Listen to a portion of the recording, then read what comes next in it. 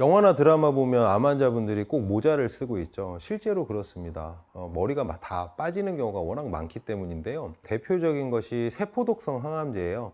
세포독성 항암제라는 게 1세대 항암제죠. 독성 물질을 쓰는 건데 세포 분화가 빠른 암세포의 특성을 이용한 항암제입니다. 그러다 보니까 내 몸에서 세포 분화가 빠른 곳들도 다 피해를 받아요. 항암 치료 과정에서 막 입이 헐고 속이 쓰리고 설사를 하고 피부염이 생기고 그러는데 환자분들은 항상 말씀하시는 게 머리가 너무 빠져요.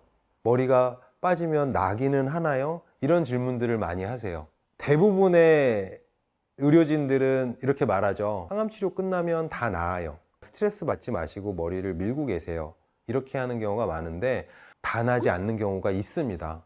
많은 경우에서 모세포 손상이 너무 심해서 탈모에서 벗어나지 못하는 경우가 많아요. 항암 후 탈모는 생장기 탈모라고 합니다. 일반적인 탈모는 휴지기 탈모라고 해요. 머리카락이 살고 있는 환경, 모세포가 놓여진 두피 환경을 잘 유지하는 게 좋습니다. 샴푸 적절히 하시고 필요하다면 보습제를 바를 수도 있어요. 자외선 차단제를 바를 수도 있고요. 왜냐하면 항암 환자분들은 대부분 머리를 밀거든요. 사실 암 치료받으면서 받는 스트레스도 너무 많은데 머리카락이 우수수 여기저기 떨어져 있는 거 보는 스트레스도 엄청나게 큽니다. 굳이 그 스트레스를 받으실 필요가 없어요. 그냥 밀고 모자를 쓰시거나 가발을 사용하시는 걸 추천을 드리는데 머리 밀고 모자 쓰기 싫어하는 분들, 가발 쓰기 싫어하는 분들은 그냥 다니시는 분들도 있거든요. 그럴 때는 외출하실 때 자외선 차단제를 쓰시는 게 좋아요. 두피는 어릴 때부터 머리카락 때문에 자외선에 노출된 적이 없기 때문에 자외선에 무척 취약하고 자외선을 쐈을 때 광노화 현상이 진행하기 때문에 그게 휴지기 탈모의 원인이 됩니다. 항암 후 탈모는 생장기 탈모이기 때문에 사실 모세포 손상에서 벗어나면 바로 다 회복이 되게 돼 있는데 두피 관리를 잘 못한다거나 다른 문제 때문에 휴지기 탈모가 겹쳐지면 모발 회복이 더뎌질 수가 있는 거죠. 그래서 자외선 차단제 바르거나 모자 쓰거나 가발 쓰시는 게 좋고 나갔다 오시면 반드시 샴푸를 해주시는 게 좋아요.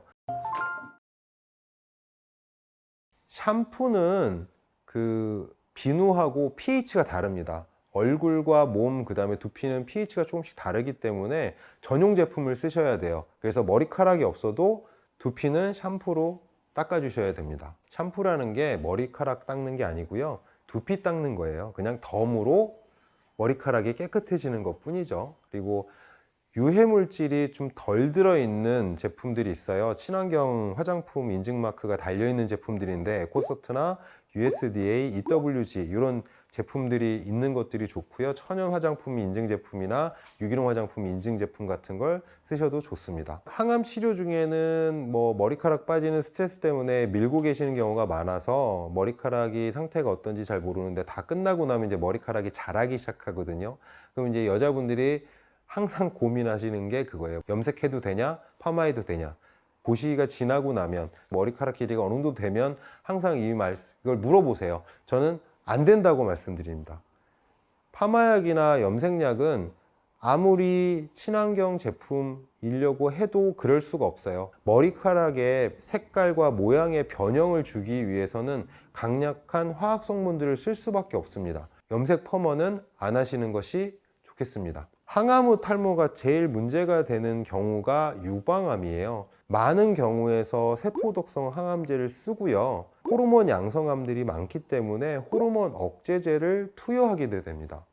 그 과정에서 탈모가 이중으로 일어나게 되는데 세포독성 항암제로 인한 모세포의 손상이 생장기 탈모를 유발하고 호르몬 억제제로 인한 갱년기 증후군이 휴지기 탈모를 유발하게 돼요. 그 두 개가 겹쳐지기 때문에 유방암 환자분들이 항암 후 탈모가 더 심하고 오래가는 경우가 훨씬 많습니다. 대표적인 예가 그런 거예요. 정수리 쪽에 머리카락이 자라질 않아요. 제가 실제로 진료하면서 두피를 확대해 보면 머리카락 굵기가 옆머리나 뒷머리의 반 정도에 밖에 안 되는 경우나 정상적인 경우에 한 모공에서 2개 모발씩 자라야 되는데 한 모발씩만 자라는 경우, 그 경우가 대부분 유방암 환자분들이 많아요. 이런 경우에는 사실 치료를 하지 않으면 머리카락이 나지 않습니다. 보통 항암 할 때 2, 3개월 후에 방사선 하고 요때 탈모가 제일 심하다가 항암 방사선이 끝나고 6개월 정도 지나면 머리가 거의 다 자라는 것이 일반적이고 1년 정도 지나면 항암 치료 전과 다름이 없어야 되는데 생장기 탈모와 휴지기 탈모가 겹쳐지는 호르몬 양성 유방암 환자분들의 경우에는 치료를 하지 않으면 머리카락이 나지 않는 경우가 많습니다. 표적 항암제를 쓰는 경우라든지 호르몬 양성이 아닌 호르몬 음성 환자분들은 해당 사항이 없어요. 저 같은 경우는 호르몬 양성 유방암 환자분들한테는 수술 직후에 항암 치료 들어가기 전부터 탈모 치료를 시작하자고 미리 말씀을 드려요. 탈모 치료기 인증받은 여러 가지 제품들이 있는데 레이저 치료기와 미세자기장 치료기가 있거든요. 이 치료기 같은 경우에는 치료 프로그램들이 세팅되어 있습니다. 항암 치료 프로그램 같은 경우에는 3주 전부터 치료 프로그램이 세팅되어 있는 경우가 많아요.